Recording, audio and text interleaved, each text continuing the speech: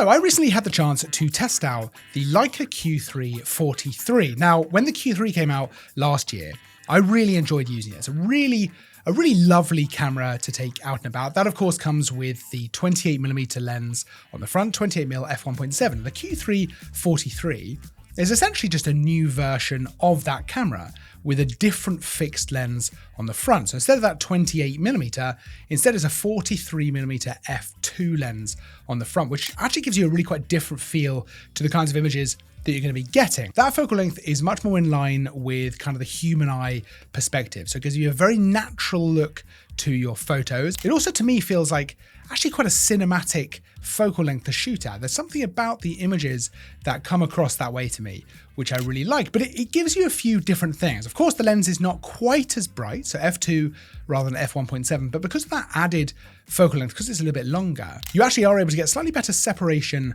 between subject and background, which can lend itself a little bit better to things like portraiture. And maybe in some ways, I mean, to me at least, it feels a little bit more all-roundery, just because it is such a natural perspective. Now, which one is going to work better for you is going to be a matter of personal choice, right? It's a completely subjective thing. What kind of focal length do you like to shoot with? And actually, for me, I've got to say, I'm a little bit torn. I just thought I would much prefer the 43mm version. But actually, having used both of them, it is a little bit of a tricky one. The 28mm, the original Q3, does afford you the option to shoot a little bit wider. And then, of course, you can punch in camera if you want to shoot a little bit tighter. You can still do this with the 43mm, which actually, with that high resolution, 60 megapixels, means you can get all the way up to 150mm, essentially, right? It's a digital zoom, but actually the quality is still there.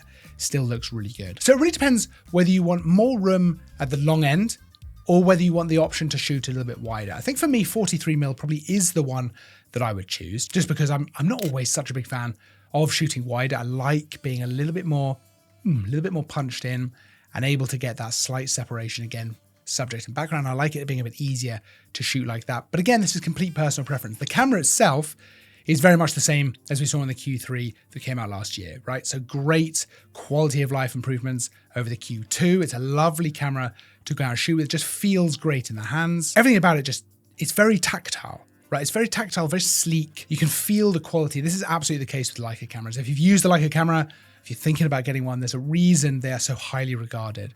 And you can feel it from the second you start shooting with it. For me, the Q3 also just makes me slow down a little bit as a photographer, as I turn things like the dials, really think about the shot and how I'm gonna frame it up. And I always appreciate that about cameras. When they make me slow down a little bit, I always feel like it makes me engage my photography brain in a slightly different way. Think more about my shot, think about what I'm actually shooting and how I want to shoot it. And that's absolutely true still with the Q3 43. And like I say, as much as it is a fixed lens, you absolutely can punch in with that digital crop, which can happen in camera. So you can really frame up how you want to shoot it. It works really well. It's incredibly easy as well. I had it mapped to one of the buttons. So all I had to do was press the button to actually crop in, crop in, crop in.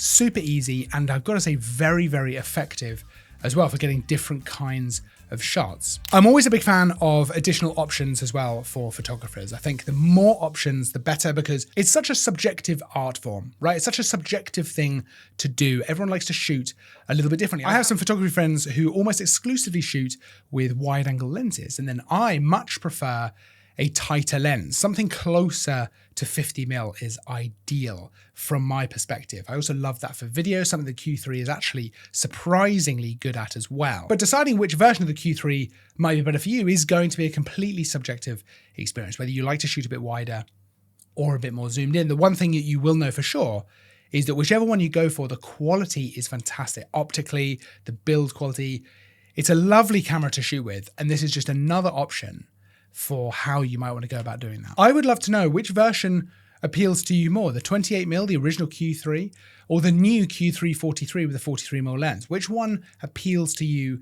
as a photographer? Maybe you'd use it for video as well. What do you use a camera like this for? For me, this is the perfect going out and about all day, every day, all-rounder camera. I just love having it on me for all kinds of different stuff, but I'd love to know your thoughts and all that. You can check out both cameras by following the links down in the description to go and check out the full spec, all the interesting stuff, all the fun stuff that you want to know. Don't forget to like and subscribe as well, because there's new content all the time. I will, of course, see you in the next video, but until then, as always, Thanks for watching.